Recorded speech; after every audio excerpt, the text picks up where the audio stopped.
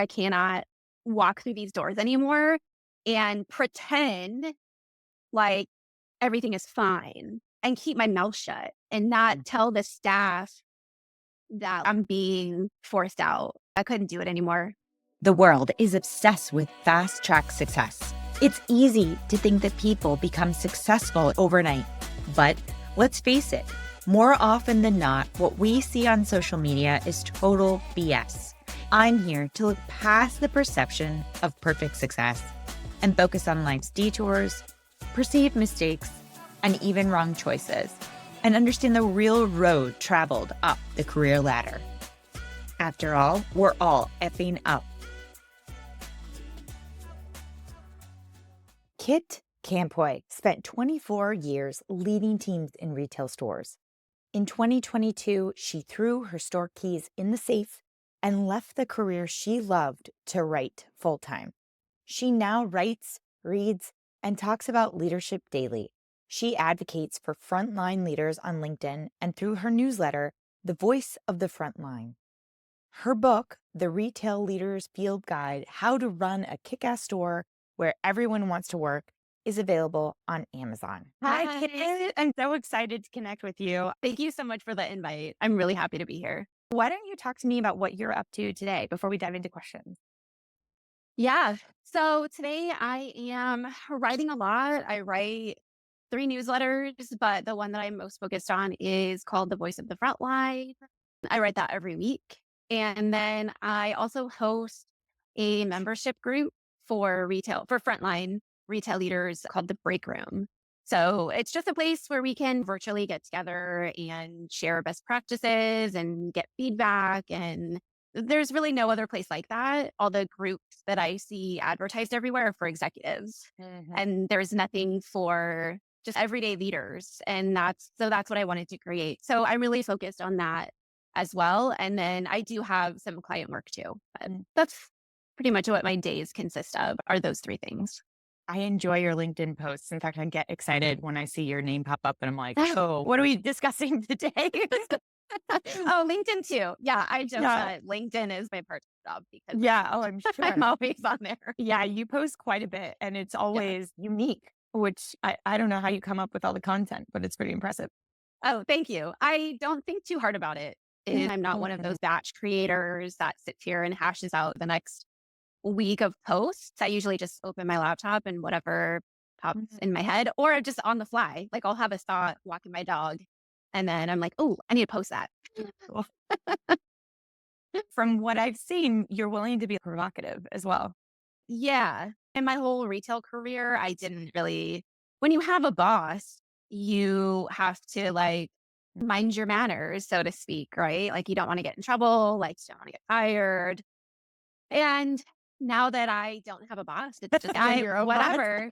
Yeah, I just do whatever I want. Yeah. And anyone who's worked with me in a retail building would be like, oh, yeah, that's just how she talks. I was completely unfiltered with my staff and my team. But obviously, when you have store visits and executives, you are not going to say those things usually. Yeah. I think delivery matters as well. Like you can say what you think and package it in a way that Hmm. lands well. You don't have Hmm. to be brash. Let's dive in. Is there anything from your childhood, like I'd say maybe prior to your teen years, that you feel shaped you in some way for the negative or positive that if you reflect ties into your work today or your previous work? Yeah. My parents got divorced when I was 7. Mm. And as a 7-year-old, I just thought that's what parents did. A lot of other friends had parents getting divorced around that time. So I wasn't completely shattered about it. I was just matter of fact, oh, yeah, this is what happened. I went to an elementary school that was, I guess you would say progressive. I would call it like hippy dippy. We called Mm. our teachers by our first names, and it was warm and fuzzy. And when my parents got divorced, I got sent to a regular elementary school. And I think I was in 3rd grade. Mm. And I was not having it at all. I would lock myself, my bedroom door didn't lock. So I'd go in my mom's room and lock myself in the bedroom. Like did not want to go. So my mom was like, you have to go, you have to go. So one day I escaped I was sitting in this classroom and I was like, I hate it here so much. I will not stay here anymore. And I lived close, like a few blocks away. Mm. So I asked the teacher for a bathroom pass and I left. I walked out, I set it on the ground and I walked home. And this is like I about got in age 7? yeah, 7, 8. I was Yeah. in 3rd grade, yeah. And I got in a lot of trouble for that, but I also at that point, my mom was like, "Okay, we need to switch schools. This isn't gonna work." That was a super defining moment because I realized that I was gonna take care of myself Mm. no matter what. I didn't care about my teacher. I didn't care about this principal. This school was not it. It was not for me. And my parents were not listening to me. So I was going to Wow. force them to pay attention to this. And I think I've carried that through my whole life. If I'm somewhere and I'm like, this is not it, like I have got to get out of here, then I will get out. I Mm. will take care of myself and I will get out. Mhm.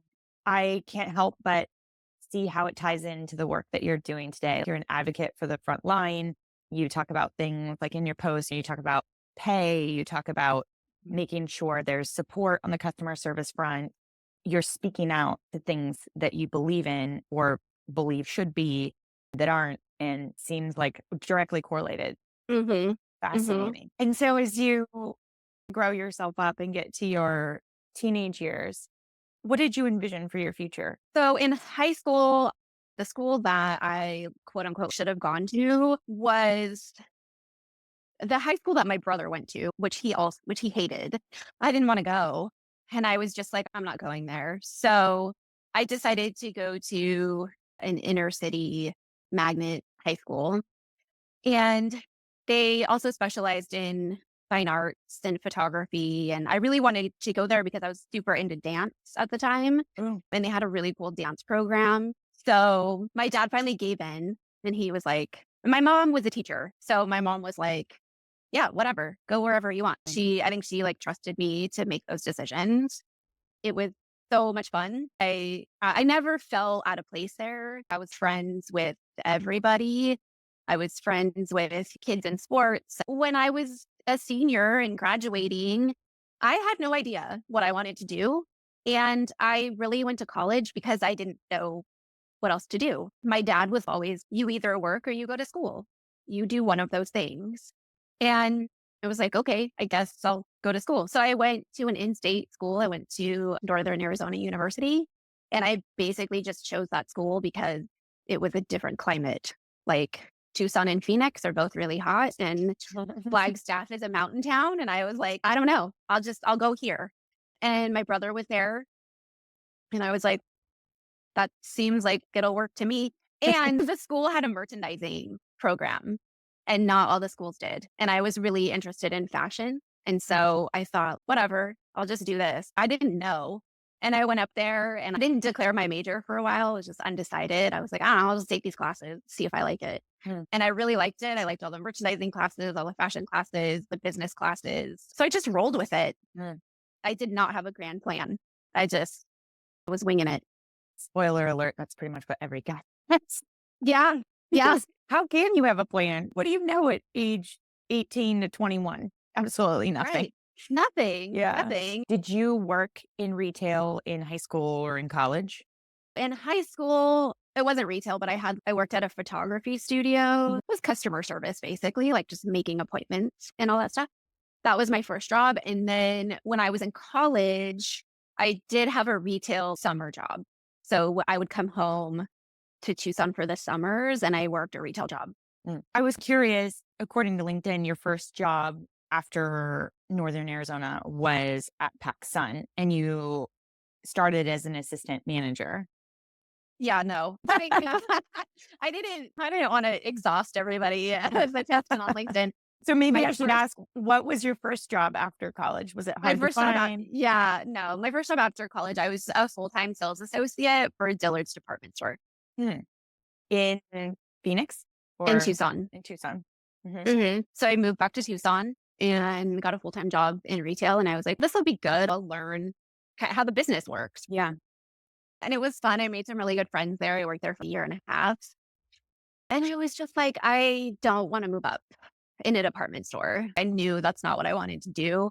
So after that, I went to work for the Buckle and I got Mm. like a key holder position at the Buckle.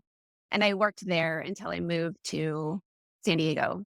I went to work for Old Navy. I was a visual merchandiser slash planner. So they would give us lists of all the shipment that we were receiving. And then I would have to map where it was going to go in the store. And it was huge. It was like 2 levels. It was a Oh, wow. giant Old Navy. And I did that for a year and a half or 2 years. And then I went to work for PacSun. So that's where we pick up with PacSun. Mm. So when you think back to your days at Dillard's, The Buckle, Old Navy, did you expect that your career would be painted within retail forever? Or did you feel like it would be a couple of years and then you'd be doing something else? Not really. I thought I'll do this for a while, I'll learn it, and then I'll get a job at a corporate office somewhere. I didn't know what I would be doing, but I'll get field experience and then I'll move into a corporate position somewhere. What I didn't realize is most of the corporate offices for retail companies are in cities I don't want to live in. Well, okay, yeah, I could go work for that corporate office, but I don't want to live in that city. I don't want to move there. And I always thought, well, I'm just gonna work really hard, and then someone's gonna just hand me an opportunity. Hey, do you want to move here? And I'll be like, yeah. And then, yeah, life doesn't work like that. But after I worked for the Buckle, like the Buckle was my first taste of management and leadership, and really learning how to run a business and the operational side of it. And I really liked it. And I didn't expect to. And then when I went to work for PacSun, that's all I wanted to do was like keep learning about the business. That's where I moved up. I went from assistant manager to co-manager to store manager Mm. Why did you leave Old Navy? because they locked me in a building and told me to get back to work. I'm not kidding. What do you mean? That store was crazy and churned through store managers, and it was miserable. I would go into work with my day planned out, and then every manager from every department would just pull me all over the place to work on all these random projects. And I was like, what am I doing here? I'm supposed to be the visual merchandiser. I'm supposed to be doing all these things, but you're pulling me to do all this other stuff. I was frustrated because I didn't really feel like I was super supported in what I was doing. I just felt like I was an extra body that Yeah, it was anybody like you could were a pull floater. at yeah. Which was, I probably would have been fine with that if they would have been clear that was my Mm. role. But I had been keeping an eye out for another job because I was just like, I don't know about this. And then because that building was so huge, we were getting ready for investor visit. We were working overnight shift. So for 3 or 4 days, they had us scheduled from 10 p.m. to 7 a.m. Wow. And they were saying, it's so important for you to be here. You're the visual merchandiser. We need all your help. And the first night that I got there, they had corporate teams in place that were just telling us what to do. There was at least 50 of us Oh, on this wow. overnight shift. There was a lot of us. And at 7 o'clock in the morning, half of us were like, peace, see ya, 7. We went into it was like the stock room, the break room. We went it back there. We grabbed our stuff. We clocked out. We went upstairs to get let out. And then one of the managers came up front and started yelling at us and told us that we weren't done. We were not allowed to leave. We were not released yet. And they marched us back downstairs. We clocked back in and they made us go do more work until we Wow. were quote unquote done. And I was raised to never burn your bridges Mhm. and don't ever leave a job. And you're going to have to put that job on your resume. So don't ever leave on bad terms. I should have demanded to be let out. Mm. We all should have demanded to be let out because that's insane. Like Yeah. that is bonkers that you would lock everybody in a store and not let them leave when their shift is over. So I was furious. We were all furious. And I called out sick the next day because I was told that we've had a lot of call outs today and this is a mandatory work day. Isn't every day a mandatory work day? I don't even know what that means. And maybe if you hadn't locked us in a store, we wouldn't have all called out Mm. the next night. And then, as luck would have it, the next day I got a job offer from PacSun. Luckily, it came at the right time. And so when I went back into work, I turned in my 2 weeks. Oh, wow, you did And 2 weeks. oh, yeah, I did. Of course I did. Of Yeah, course I did, because don't burn your bridges. yeah, for sure. I should have just thrown my employee card at them and said, "Peace out, figure it out." But I Shoulda, coulda, didn't. woulda. I know. That's it's a classic example, which I know so many young employees go through in some way, shape, or form. You just feel forced to just Mhm. grin and bear it. And you think that if you walk out, this is it. Maybe not as much today, but when we were younger, that was huge. Oh, it And was I huge. remember I didn't give 2 weeks notice and I thought, I'm done. I'm never going to get Yeah. fired anywhere. And then Yeah. you realize you can craft your own story, but you don't think that's possible when you're young and starting out. It's terrifying. The day that I called out sick, I was so paranoid. I was literally so terrified that I was gonna run into somebody, Yeah. and then they would be like, "Oh my god, you're not," and this was before social media. Not that I would ever post something silly on social media, but I was seriously terrified that I was gonna accidentally run into a boss. And San Diego is No. a decent sized town, but it's not that big. You could very well run into someone, even just walking into Walgreens or something. Yeah. Yeah. Yeah. Oh. How did that stress of all that manifest for you in that time? I just was so, like, frustrated Mm, in that job so much. All I wanted to do was my job. Like, all I wanted to do was my job. All I wanted to do was the work that I was supposed to do. And it just felt impossible and also gross that they hyped up these overnight, like, it's so important for you to be there. We really need your talent. And then I show up just to get bossed around by someone from corporate who's never set foot in our store before. We were definitely looked down upon because we were at the store level. mm. Absolutely. Corporate people came in with this air of we have corporate jobs. We're here to help you little Yeah, you store do what we people. say. I was pissed Yeah. because I was like, who are you? So what? You have a corporate job. Who cares? Yeah. I'm here every day. And they just treated us like second class. That was my first taste of that just bad corporate. Yeah. There's this wedge.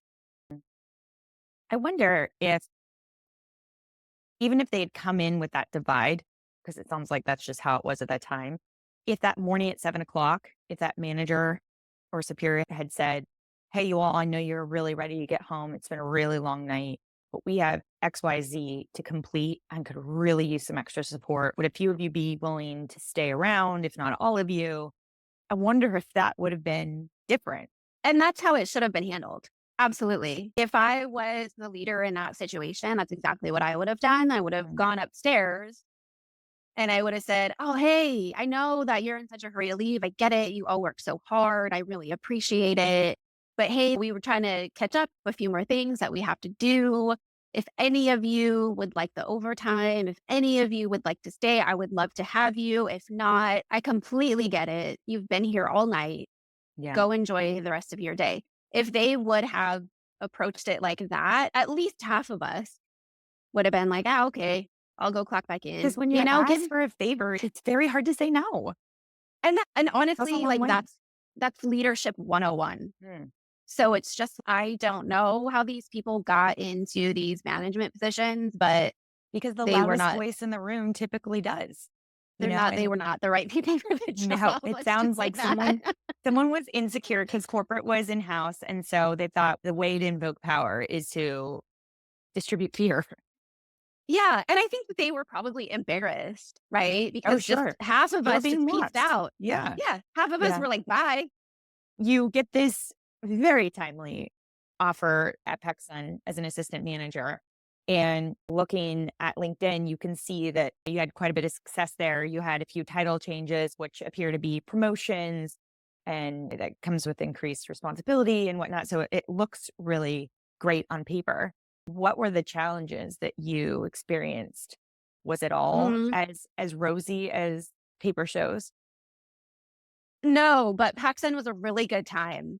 It was a great group of people when I worked there. Larry Fessler was still there, and he was, like, the guy that ran PacSun. He was very down to earth.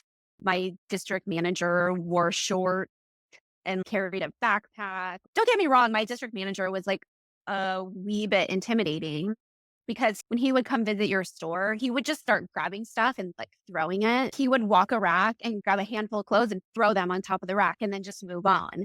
And then it was up to you to be like, what's wrong with this stuff? You just had to And he, interpret what was yeah. in his head. And he would be like, those are mismarked down. My personality, my style has never been to blame other people. And that's what he was looking for. He was looking for, how are you going to handle when I just rip apart your store? What are you going to do? And I would just say, oh, those are mismarked down. Oops. Okay, I'll fix that. That's what he wanted. He went to another district and we got a new district manager. And towards the end of my career there they were opening a new store and there was going to be a lot of movement within the district. I knew, and just going back super quickly, I worked for every PacSun in San Diego. I got moved around all the time and I said yes to everything. Yeah, I'll go that. I'll do that. I'll do the special assignment. Yeah, I'll go there. So I helped out everywhere, got moved around a lot. That was just the nature of that company. They just moved managers around all the time. And I was super flexible to doing that. I just figured that was part of the job. Um, and then towards the end of my career there, I was a store manager. I knew that there was going to be a lot of movement in the district. And there were 3 stores that I wanted to go to. And I never asked for anything. So I told my new district manager, and she knew, she had worked with me long enough to know that I was super reliable, didn't ask for anything. I tried to pull the ace out of my back pocket. I tried to be like, hey, I don't ever ask for anything and I want to go to one of these 3 stores. I got the phone call that I was not going to one of those 3 stores, that they were going to send me to a store in Plaza Bonita, which is not close to my house, was not a store I wanted. The huge building, the beast to run right before Christmas. So I negotiated for more money and I said, I'll go there if you give me more money and if you promote my co-manager to store manager here. And she said, okay, I'll do that. Then when I got to the new store, the store manager there was moving to the new store that they were building, and she took almost the whole staff. So I showed up to a building I didn't For want. stress too. Yeah, like November 1st Yeah. with 1 or 2 other managers and maybe 5 sales associates. And I was mad. I was pissed. I felt very disrespected. I was just like, I've been with this company for 5 years, my track record. And I got dumped there. I never saw my boss once. She Mm, never came down there once. So as soon as I got that store, I started looking for another job. mm. All I did was hire. And then I got another job and I left 2 weeks before Christmas. I left. You're like, I "Oh, was, I and get I to." left her. I like literally left my 2 weeks in a voicemail because I was done. I was so furious. Mm. Did the 2 of you connect before you left to chat? No, but oddly enough, she was my connection in to Tilly's. So we made up later. You went from PacSun to Lucky Brand. Were you targeting a specific retailer that you wanted to jump to, or were you fine with wherever you landed as long as you got a certain title? What was your approach? Every time that I went to a different company, it was calculated. My store manager that I worked for at the Buckle, she went on to be a buyer for the Buckle and she bought denim and she worked with Lucky Brand a lot and she worked very closely with Lucky Brand. So when I was telling her like I was at PacSun, but I was looking for something else, she was like, you should go check out Lucky Brand. The founders are great. It's a really fun company. Like they're doing awesome stuff. And I can't even tell you where else I applied. I just knew that I wanted to be there. So Interesting. as soon as I got the Lucky Brand job, I said, I don't care what location you give me. Let's go. Let's do Mm. this. You joined as store manager. You were there for almost 4 years. Mhm. What struggles came with that opportunity? A lot. I loved the company. I loved working for Lucky Brand. It was just so fun. I really loved denim. I really loved fitting people for denim. And we played classic rock. And I just all the customers were just super mellow, and, the people that I worked with in my store were really awesome. The store that I got was Escondido, which is in North County, San Diego. It's out there, and I got dumped at that store and was left to fend for myself. That was a theme in my retail career. I just had to be very resourceful because my bosses just were not around a lot. I remember one day my boss was in my store and I was still pretty new to the company and she was in the office doing some work and I was asking her, "Oh, hey, can you walk me through the end of the month, the end of the quarter filing? Like, what's the process?" And she just looked over her shoulder at the banker's boxes stacked up on the shelf. And she just told me, "You could just open one of those boxes and go through it, see what's in there." I was like, "Oh, okay. I guess I'll never ask you for anything else ever. Thanks."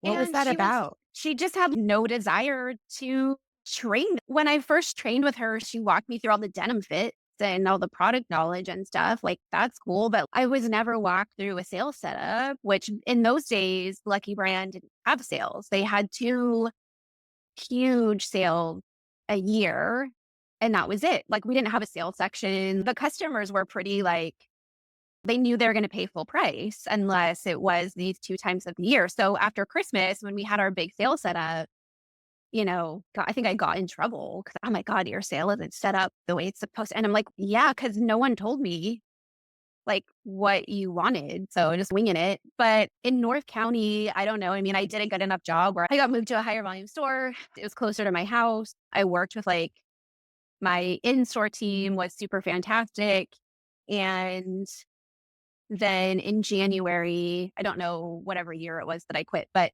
in January, we got a memo that said that the vice president of stores was stepping down.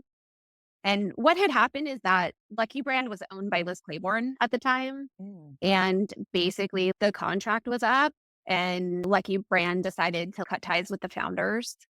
The founders were no longer going to be running the day to day operation. And that was The part of the vice sales pitch that your contact had shared with you, that the founders are really great and created a cool Yeah. vibe. Yeah. Yeah, they were really passionate about this company that they had built together. The 3 of them were just these really awesome people who had come from retail and loved the store managers in the field.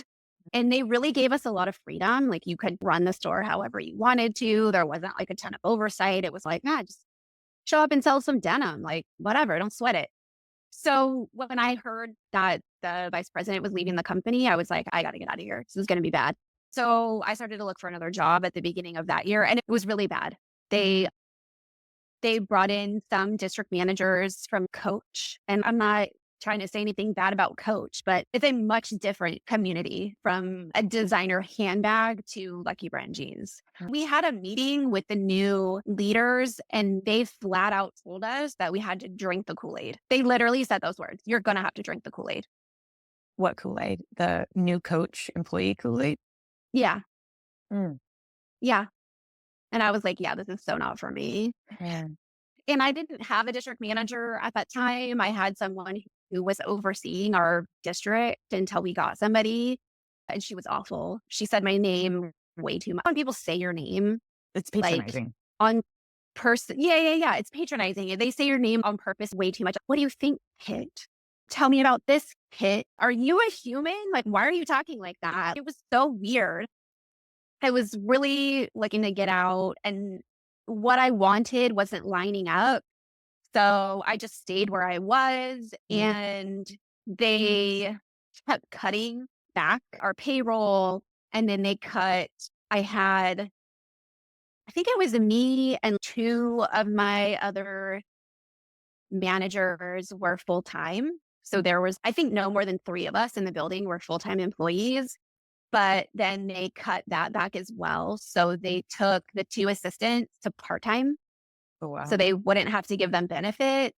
And I was left as the only full-time employee in my building. So I would come in by myself, clean the store, count the registers, receive the shipment, help customers for the first hour until I got another person in the building to work with me. Mm. And I was just done. I was like, I am not learning anything here anymore. I hate this new culture that's coming in. It's not what I want. It's not vibe with me. And I really wanted to learn how to run bigger buildings, square footage, and bigger teams. Yeah. And that's why I went to anthropology. Why do you think they made all those cuts? Were they struggling financially or? I don't know. That would be my guess. I Yeah. think they had these new executives take over and they just wanted to make all these changes. Right after I left, they gave all of the store managers like a huge pay increase. So I think that's why they were cutting back so much so that they could pay their store managers more. You said every change was calculated. What was the calculation that came with your move to anthropology? Anthropology was just doing something really different at the time. They had, they're famous for their window displays. When I left to go there, their store structure was that a store manager and a visual manager ran the building as a partnership. They had a position, I think they still have a position to this day, which is a display coordinator, a person that builds all of their displays. We had an art room and they were incredible artists, just absolutely incredible. And my love of fashion and art is like merging. This is so great. It was just inspiring. It was just like Mm, busy and new and like a place that I wanted. So I just wanted to be a part of it. I was just mm, like, this is cool and different. And I waited actually. I interviewed with them and they had offered me a supervisor position and I turned them down. And I was like, I really want to work here, but I can't take a pay cut yeah. from a store manager to a supervisor. That's just too much. Like, I want to get my foot in the door. So I said no. And then they came back to me 3 months later and they were like, oh, hey, we have a department manager position open, which would be more in line with what I was doing. And it was like operations department manager. And it was down in Chula Vista. And they were like, do you want to do that? And I was like, yeah, let's go. It sounds pretty bright and cheery there at Anthropology, but I'm sure behind the scenes there were some challenges. What were those challenges? My time at Anthropologie was like great training grounds. I learned so much, met some people that I'm still friends with to this day. I was in Chula Vista, and then our store manager got promoted into higher volume. So we were without a store manager for a while. And then our visual manager got promoted into another store. And so we were left without a store manager or visual manager for many, many months. Mm. And it was the selling department manager, myself, and the display coordinator who were trying to run the store and keep it all together. And I actually applied for the store manager position down there, and they told me I wasn't ready. And then the three of us proceeded to knock that business out of the park. We made our quarter goal where no one else did. We made all these Oh, wow. numbers. By the end of 4 months, the edges were starting to fray. The display coordinator was trying to prove herself to get a promotion. I think everybody was like trying to step up and prove themselves, but then nobody was like actually in charge. Mm. And we got a store manager and he was only there for a couple months and then he got promoted up into higher volume, but then he took me with him. Oh, wow. I went from like the lowest volume anthropology store to the highest. Wow. And my first week in the high volume store was Mother's Day week. That was like one of the busiest times in anthropology. My head was spinning trying to keep track of 20 people on the Yeah. sales floor at a time. Let's go back to when you were looking to get promoted, when that level of leadership was missing from the store and you were told you're not ready. Were you given actionable feedback? If you do this, that, the other, you would be ready? No, not really. Anthropology is not good at that. Mm, It's all about favorite mm. and fear tactics. And if we like you, we will promote you. And if we don't, then we're going to figure out a way to make you quit. That individual that was finally hired as store manager that then very quickly got promoted, took you with him. How did he get the role and get promoted so quickly? Oh, because oh, yeah, I should have clarified. So he came from another anthropology. So he came from out of state, but he was already working for the company. Got it. And I He think was a they known kind of, quantity. yeah. Yeah. And I think they knew, okay, we'll get you in the district. We'll give you this store in Chula Vista. And then as soon as a higher volume store becomes available, then we'll scoot you out up there, Got it. which is what happened. And he really appreciated my work ethic. So he took me with him, and I was super excited because I had so much fun working with him. And after he went to high volume a few months later, it was quick. He got pushed out. How do you think he got pushed out? He was a friendly person, and he's really down to earth. And he would show us pictures like, oh, I'm moving into my new apartment. You want to see pictures of my new place? Like, he was very accessible. He's just like the kind of boss that you want.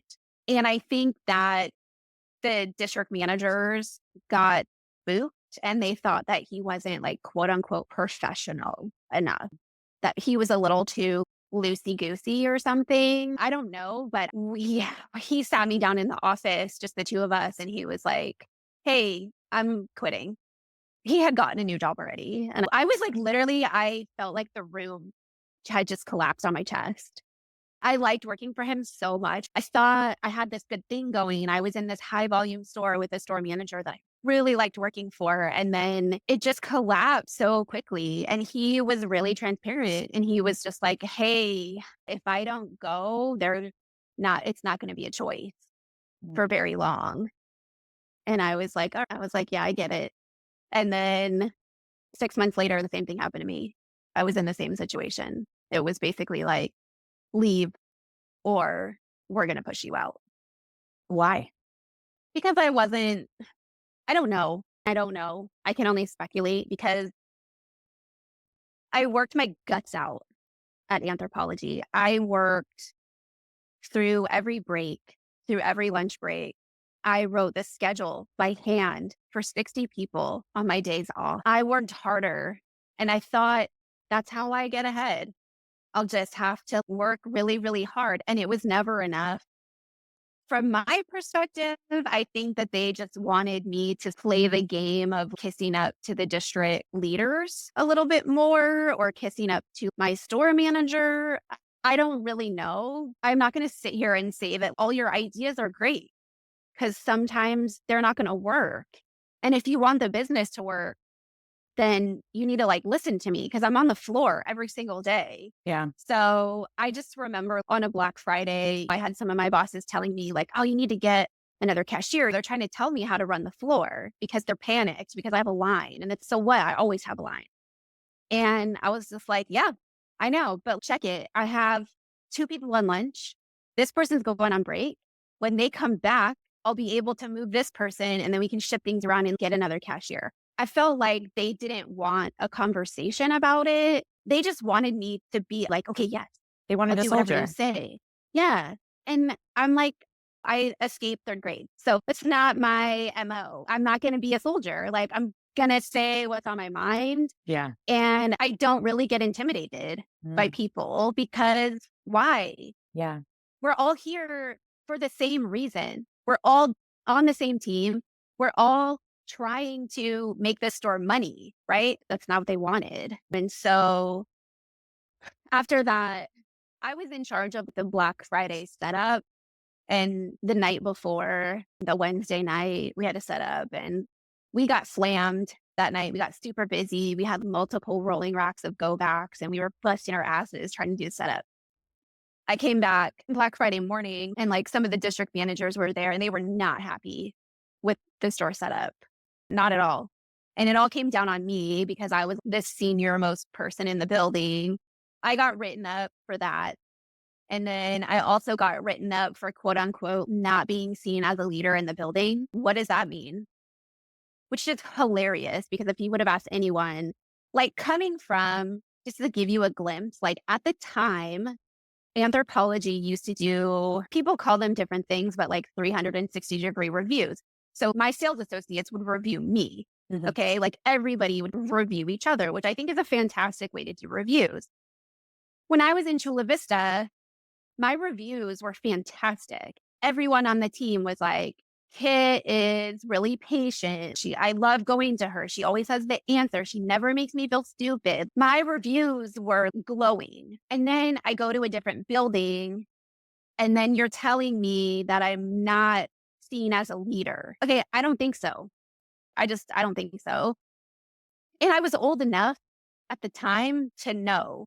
So, like, I think that those fear tactics really work. Like going back to talking about Old Navy and being in my early 20s and being very young in my career. If I would have worked for Anthropologie then, I probably would have just not fought the bullshit.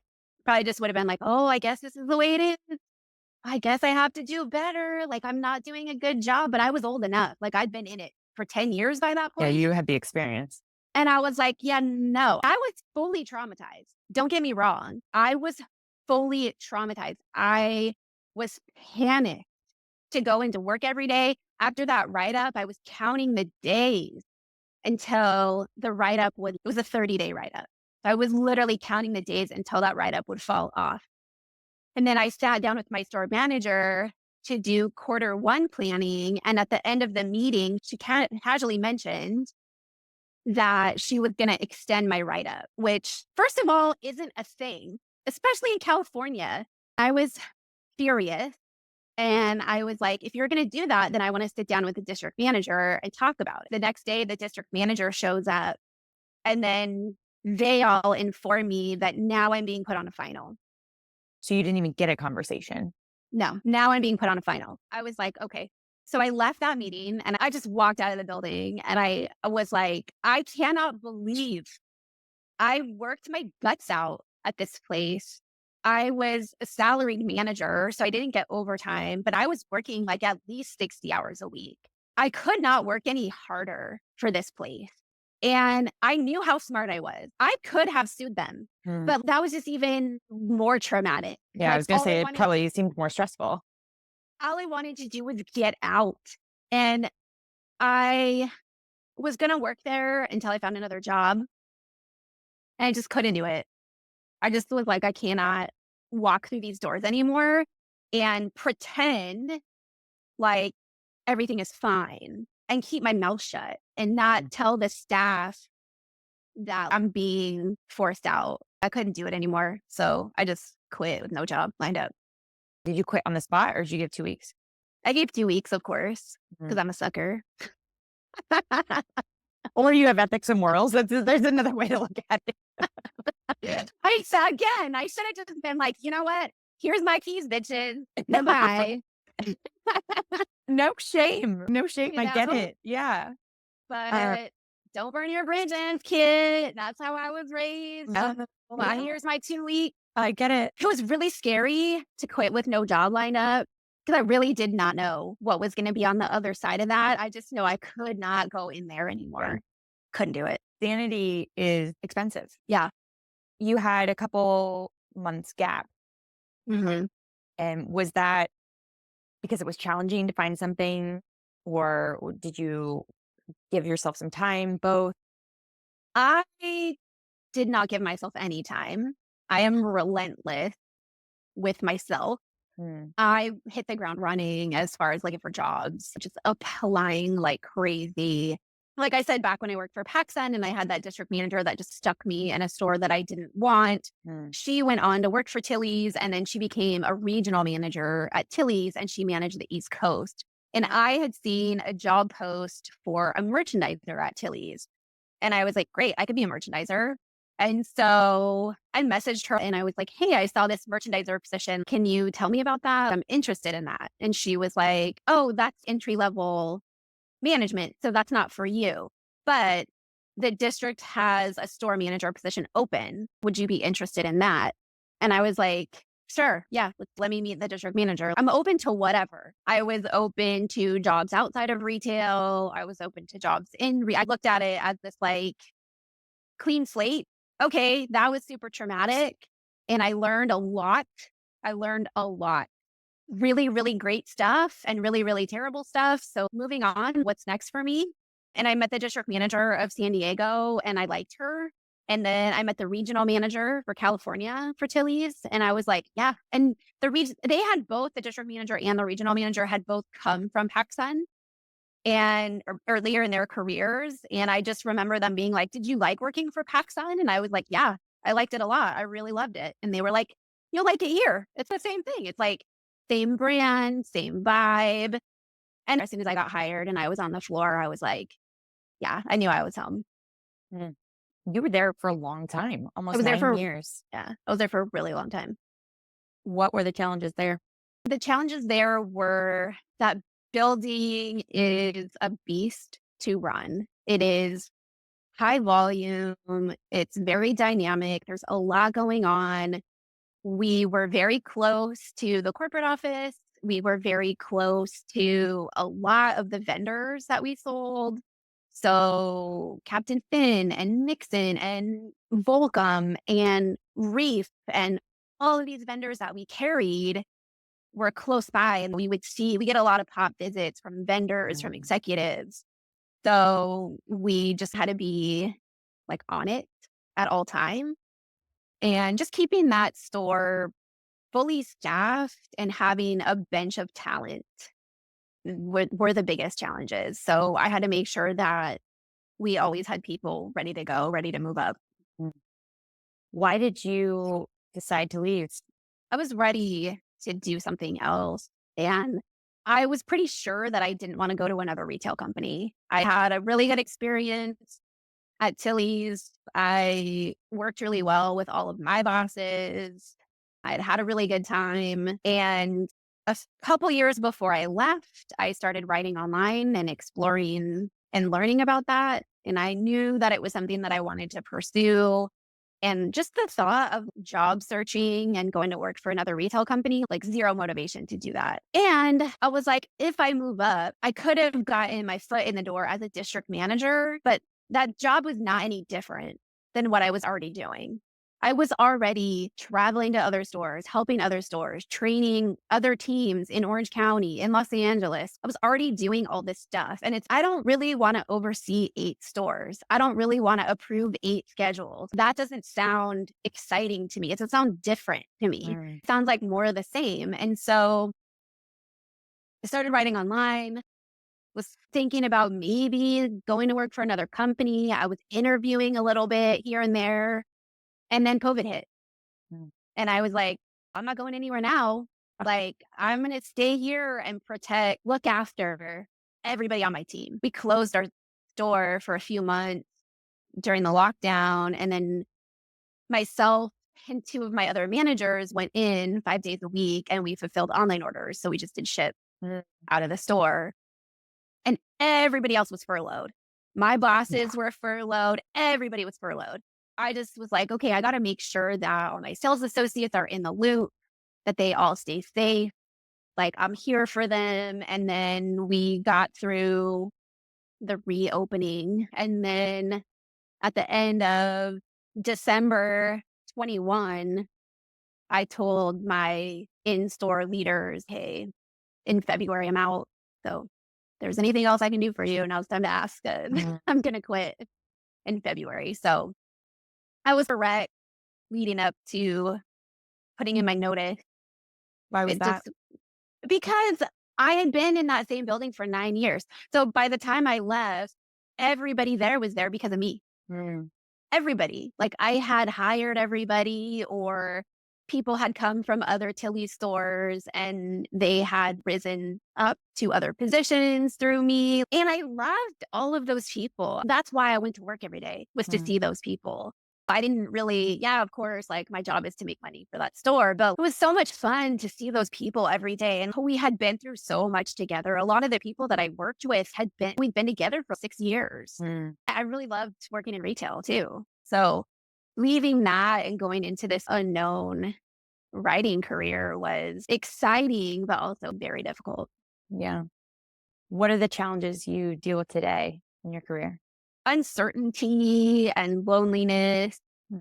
As a store manager, you're spinning a lot of plates and you have a lot that you're trying to juggle. But I can turn around and say, hey, what do you think about this? Hey, check out this email. Hey, what's going I can turn around and someone would be there and we Yeah. could talk about it. And I no longer have that. That is the biggest challenge of just my whole career has been leading big teams of people and being around a lot of people and customers all day long. And now it's just me. It's just me in my house. So that's definitely the biggest challenge. When I quit to write, a lot of projects that I was working on fell through, and I had to just stop and reevaluate and decide, what am I going to do now? Like, this project fell through. I don't have work anymore.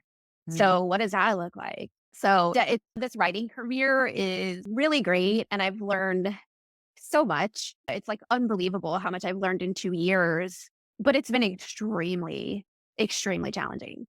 What do you see as the lowest point in your career? Being pushed out of anthropology. That was the most traumatic. It was just like a slap in the face. I was just very naive in my career, and I thought that if I was honest and hardworking, that I would just move up the ladder. I would just keep moving right up, just promotion after promotion. I thought that's the way the work world was. I just felt like I got pushed into a deep end. Mm.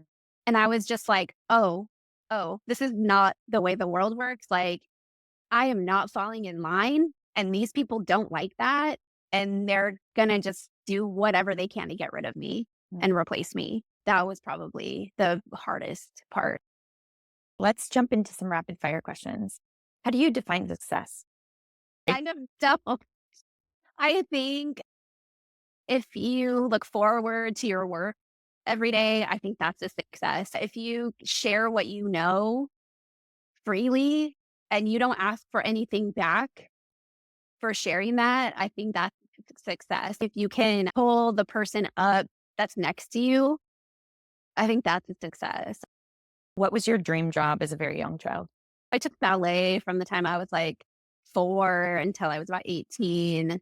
Mm. But I was also a realist. I was like, I don't have the body type for a ballerina, so I knew that wasn't gonna work out.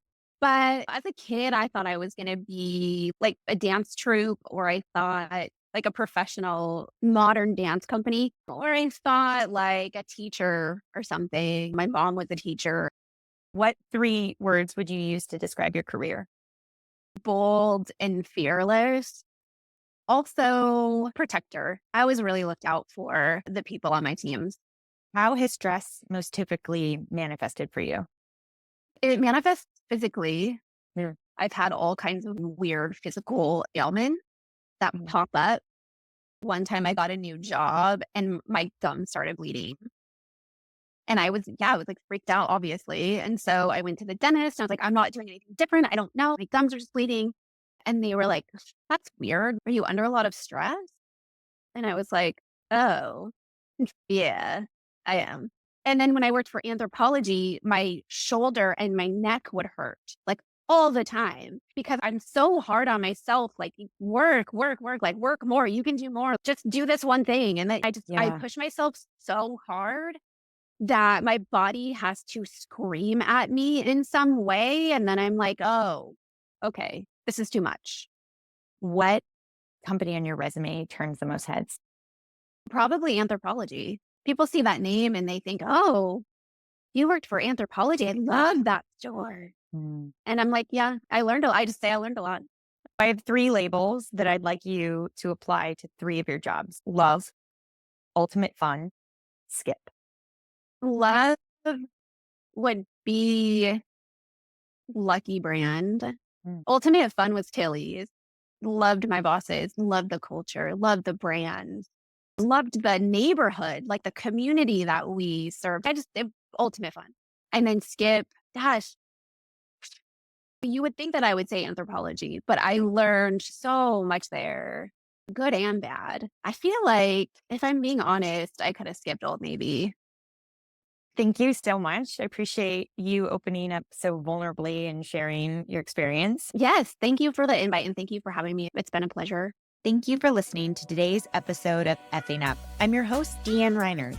If you enjoyed today's episode and you'd like to help support the podcast, please subscribe on the platform you use to listen to podcasts. Share effing up with others, post about it on social media, and or leave a rating and review. Until next time, count your perceived failures as part of your path to success. After all, we're all effing up.